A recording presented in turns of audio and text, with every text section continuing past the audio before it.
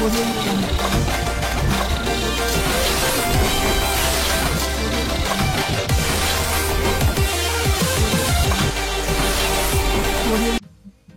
Sobat Nebula, welcome back to Nebula Soccer.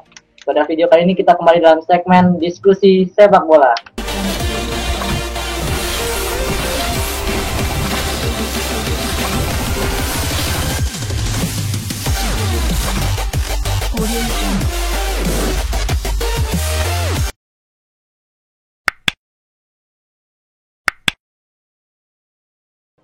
Oke, pada siang hari ini kita kedatangan tamu spesial ya, Nebula Soccer kedatangan tamu spesial, salah satu mantan pelatih timnas futsal Indonesia dan sekarang juga merupakan pengamat dan juga penikmat sepak bola. Selamat siang Coach Justin. Selamat siang. Selamat siang Coach. Apa kabar? Alhamdulillah baik Coach. Baik semua, good. Alhamdulillah baik. Alhamdulillah. Oke Coach. Oke brother. Saya mau bertanya Coach. Ya. Sebelumnya ini kan Coach Justin ini kan seorang pelatih timnas futsal Indonesia ya Coach ya. Ya. Lalu apa yang membuat Coach Justin ini akhirnya sedikit merubah genre, yaitu menjadi seorang pengamat dan juga penyimak dari sepak bola nih Coach? Jadi gue itu ngelatih futsal dari 2005 sampai 2009. Terus direktur teknis 2011 sampai 2013. Nah, kan 2005 itu. 2007 LaTV waktu itu butuh komentator Liga Belanda. Nah, yang tahu Liga Belanda kan nggak banyak. Gue salah satunya, diminta lah. Ya, dari 2007 sampai sekarang berjalan terus. Jadi selama ngelatih, selama itu ya tetap non-stop jadi komentator. Tiap tahun selalu ada TV yang minta, selalu 2007 sampai 2014 itu di TV One. Terus 2014 setelah Piala Dunia ke NET 4 tahun, terus ke beIN Sport 2 tahun. Terus beIN Sport ke TVRI musim ini. Oh iya. TVRI sambil berjalan ke UCTV juga, CNN juga 2 tahun, jadi ada 2-3 TV lah tiap tahun. Jadi karena sekarang zamannya YouTube, mulai 1,5 tahun yang lalu gue bikin akun sendiri, 2 tahun yang lalu dengan podcast Box to Box bikin podcast sendiri, jadi sama Box to Box. Terus tahun lalu di September dengan DPI. Ya gitu, kalau diminta ayo aja. Jadi semua berjalan, iya, semua berjalan dengan sendirinya. Iya. Oke, Sobat Nebula, jadi kita udah denger nih sedikit perjalanan dari Coach Justin yang merubah genre dari futsal ke sepak bola. Mungkin Devin ada yang mau nanya, Vin? Gini Coach, sebelumnya saya ingin tanya, suka dukanya sama menjadi pelatih timnas futsal Indonesia apa Coach? Wah. Dan harapannya untuk futsal Indonesia? Pelatih itu job paling berat yang pernah gue alami ya. That's why gue itu sering diminta untuk jadi pelatih bola. Bahkan 2005-2006 sama direktur futsal di AFC diminta suruh ambil lisensi sepak bola. Tapi gue nggak mau. Gue tidak mau karena ya gue nggak mau seumur hidup jadi pelatih. Gue mau jadi miliarder bukan pelatih. Jadi itu bukan cara ngelatih, itu bukan cara untuk jadi miliarder kan. Iya benar. Jadi untuk gue ngelatih itu sebenarnya hobi aja. Hobi yang gue bener-bener tekunin. Karena apalagi di futsal duitnya nggak ada sama sekali. Jadi emang dari dulu gue udah nggak ada minat bener-bener untuk jadi pelatih. Masih banyak hal yang bisa lakukan di sepak bola atau membantu futsal sepak bola di luar ngelatih, di luar jadi pemain, di luar jadi pengurus. Ya kan? Apalagi zaman Iya. sekarang di mana zaman Komutator. teknologi, koneksi antar segmen, antar departemen itu kan sangat cepat lewat sosmed, lewat internet dan lain-lain. Jadi kalau mau memberi tekanan, pressure, pendapat, opini itu sekarang dari rumah bisa. Gitu. Oke, Nggak harus ngelatih. oke, Bre, mungkin mau nanya, Bre. Oke. Oke coach, sebelumnya jadi coach ini saya merupakan mengidolakan coach ya sebenarnya. Dari mulai awal pelatih futsal sampai sekarang jadi pengamat, saya juga merupakan salah satu viewers ya di Just Talker saya gitu. Saya ngelihat Yeah. coach ini merupakan sosok yang sangat kritis, tapi analisisnya itu benar-benar sesuai gitu loh dengan apa yang terjadi di lapangan gitu. Dan Bahkan saya kita bikin terinspirasi. channel juga terinspirasi oleh coach. Ya terinspirasi Good. dari Coach Justin juga. Bagus. Iya coach. Oke. Jadi gini coach, saya menanya, coach ini kan merupakan fans Arsenal ya di Gunners. Saya mengikuti Iya. banget permainan. Nah, kita tahu Arsenal merupakan klub yang besar, punya sejarah yang luar biasa, bahkan trofinya juga banyak. Tetapi kan kita tahu saat ini sedang menurun ya. Walaupun mungkin di bawah Arteta bisa meningkat lagi. Komentar coach nih sebagai satu fans Arsenal, apa sih yang membuat Arsenal ini bisa menurun seperti ini gitu ya? Dan bisa nggak hebat lagi, berjaya lagi seperti era Arsene Wenger dulu di 2004? Sebenarnya sepak bola ini kan industri yang agak aneh ya. Jadi kalau lu menghasilkan banyak duit, bukan berarti lu bisa berprestasi. Oke? Iya betul. Arsene Wenger sudah membuktikan dengan membangun stadion tanpa modal, dengan income, dia bisa kelola tim. At least timnya berapa kali masuk Champions League. Okay? Tapi kalau bilang terpuruk, Arsenal sebenarnya udah 7-8 tahun yang lalu pelan-pelan menurun. Bahkan di bawah Arsene Wenger. Nah, kesuksesan sebuah tim itu bukan hanya dari pemain, bukan hanya dari pelatih, tapi juga dari para pengurus. Pengurus yang bermaksud itu para direktur, dirtek lah, direktur komersial lah, dan lain-lain. Terus juga dari policy yang mereka inginkan.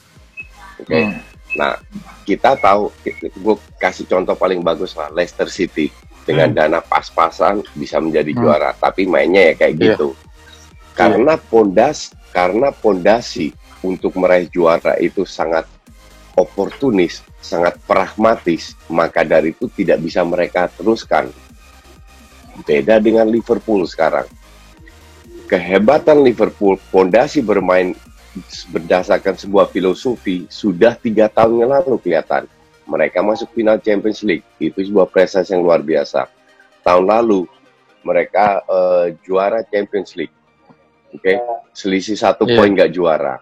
Baru tahun ini mereka juara dengan 23 poin unggul. Karena dari 3 tahun sudah kelihatan. Nah, jadi kita harus lihat ini juaranya kebetulan atau berdasarkan sebuah filosofi yang kuat. Maka dari itu gue bilang, selama klub ada di Liverpool 3 tahun ke depan masih berjaya. Nah, Arsenal itu ngedrop dari zaman Wenger. Wenger beli pemain yang gue sudah bilang berapa tahun yang lalu, ini pemain bapuk. Dihujat gue sama fans-fans Arsenal.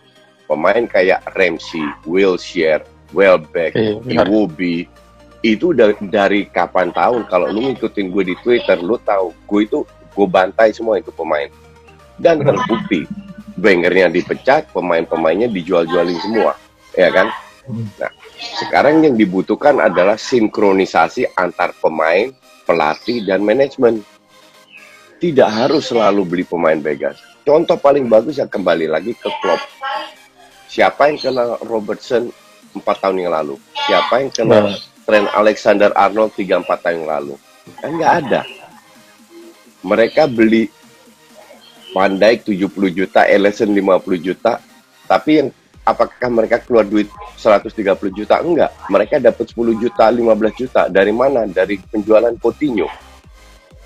Dua pemain hebat, dapat duit pula. Oke. Nah, pada saat Coutinho dijual, orang berpikir Lallana akan bermain. Karena dia satu-satunya playmaker juga. Ternyata tidak. Sistemnya dirubah. Pelatih kayak gini, gue melihat ada di sosok Arteta. Tapi kan dia baru mulai. Dalam waktu yang pendek, kita lihat prestasi Arteta apa. Fans kardus itu tahunya kan cuma menang kalah. Gue lihat Mustafi udah nggak bikin blunder lagi. Gue lihat Maitland-Niles udah bermain jauh lebih bagus. Dia bisa menyulap Bukayo Saka bermain di beberapa posisi. PP sudah mulai berkembang lagi. Ini sebuah prestasi yang orang harus lihat. Dia memberi kesempatan kepada pemain-pemain muda. Nah, kalau ini bisa dilakukan dengan pembelian yang bagus, bisa. Cuma yang masih jadi tanda tanya, apakah Edu sebagai Dirtek bisa kerjasama atau visinya sama dengan Arteta? Kalau itu terjadi, bisa banget Arsenal bangkit lagi. Kalau Liverpool bisa setelah 30 tahun, kenapa Arsenal nggak bisa? Semua klub bisa. Tapi kembali lagi, dari semua aspek dalam klub tersebut, kerjasamanya harus optimal. Oke, ya kita tahu ya coach bahwa Arsenal nih, kalau gue sendiri sih yakin coach bahwa Arsenal bisa kembali berjaya karena di bawah Arteta ini, terlepas dari dia mantan pemain Arsenal yang punya istilahnya chemistry lah gitu, kedekatan, dia memainkan banyak pemain muda seperti Maitland-Niles tadi kan, Bellerin, terus Bukayo Saka, Nketiah juga dimainin. Jadi menurut coach perlu nggak sih Arsenal mendatangkan pemain lagi atau hanya perlu memoles pemain-pemain muda ini untuk bisa berjaya lagi Arsenal? Enggak, pemain muda itu bisa hebat kalau ada seniornya. Pada saat ada seniornya, pemain muda bisa tahu di mana mereka bikin kesalahan atau tidak. Kalau nggak ada seniornya, mereka asal. Oke, satu. Kedua, gue sih jujur gue tidak begitu impress dengan kapasitas pemain muda Arsenal. Yang bagus di mata gue yang benar-benar kelihatan itu cuma Bukayo Saka. Itu sudah gue bilang 2 tahun yang lalu pada saat mereka ke Singapura. Gue ke Singapura nonton Arsenal, gue bilang ini pemain hebat. Dua nama gue sebut, Emil Smith-Rowe dan Bukayo Saka. Yang lain nggak impress gue. Kecuali match terakhir lawan Sheffield ya. Ya Sheffield. Lawan Sheffield, Tierney, Maitland-Niles, Bukayo Saka, Willock, main bagus semua. Jadi kelihatan ada progres. Tapi pemain muda nggak bisa diandelin. Pasti ada dropnya juga. Lu lihat di Chelsea, Mason Mount. Lu lihat di MU, Daniel James. Ups and down juga prestasinya. Lu lihat dia Real Madrid, pemain mudanya naik turun semua. Begitu juga di Arsenal. Maka dari itu, kalau mau datengin pemain, jangan pemain muda lagi. Terlalu baik pemain muda. Tapi pemain yang umur 27, 28 secara mental sudah matang, bisa membimbing pemain muda dan punya leadership. Ini yang kurang di Arsenal, leadership. Oke. Terakhir coach, pesan coach untuk pesepak bolaan di Indonesia. Nah, iya coach. Wah, kalau sepak bola ini ribet banget ya, karena antara PSSI, klub, fans itu sering nggak sinkron. Ya, benar. Itu yang jadi masalah. Ya. Benar. Terus kedua fans, netizen, media, pressure-nya terlalu besar. Maunya juara. Sementara kita semua tahu bahwa juara nggak bisa jatuh dari langit. Jadi sepak bola Indonesia ini kompleks banget. Kalau gue bilang sih, biarlah PSSI bekerja, biar Sintayong bekerja, walaupun gue tidak selalu setuju dengan dia, tapi kasih dia kesempatan, kasih PSSI dengan pengurus baru kesempatan, kasih, semoga klubnya juga lebih profesional lagi dari segala sisi, bukan komersial, tapi juga dari sisi membimbing. atletnya, membimbing pemainnya. Jadi banyak faktor di Indonesia yang pelan-pelan harus dibenahi sehingga kita bisa at least bersaing dengan Thailand, at least bersaing di Asia. Nggak usah juara, nggak masalah buat gue. Tapi pada saat lu bisa bersaing di Asia, AFF lu udah nggak lihat lagi. Nah, ini yang harus disampaikan kepada para netizen bahwa juara AFF itu tidak perlu kalau lu ingin bersaing di level Asia. Yang lu butuhkan adalah sparring lebih banyak di level Asia, bukan AFF lagi. Karena jumlah pemain bola kita jauh lebih banyak daripada Vietnam dan Thailand, dan kita seharusnya, level kita seharusnya di Asia. Kalau orang bilang, oh AFF aja nggak bisa juara, gimana ke Asia? Nah itu orang tolong. Jadi lu nggak harus juara Asia AFF untuk bisa bersaing di Asia. Gitu. Atau karena yang harus dirubah ya coach? Banyak yang harus dirubah, terutama pemikiran bahwa olahraga ini sebuah proses panjang yang butuh pondasi kuat. Bangunlah pondasi kuat dulu, yaitu infrastruktur pembinaan.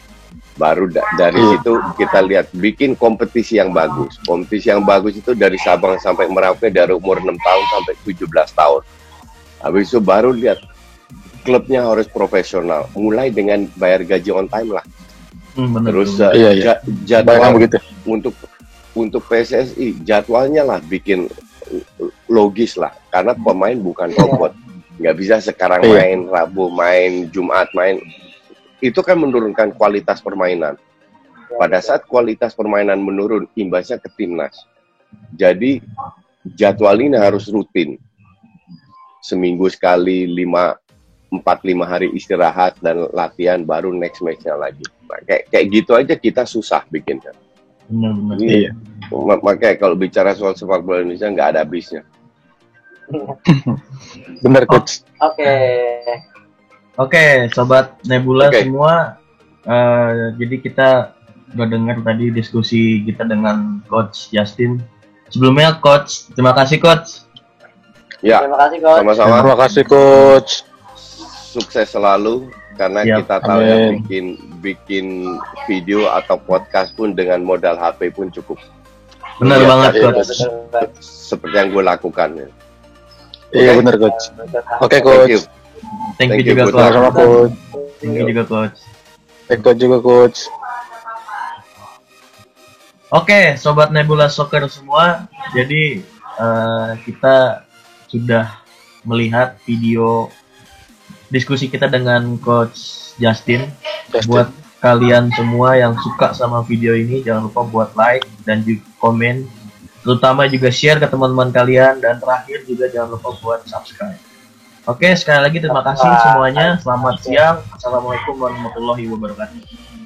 Assalamualaikum warahmatullahi wabarakatuh.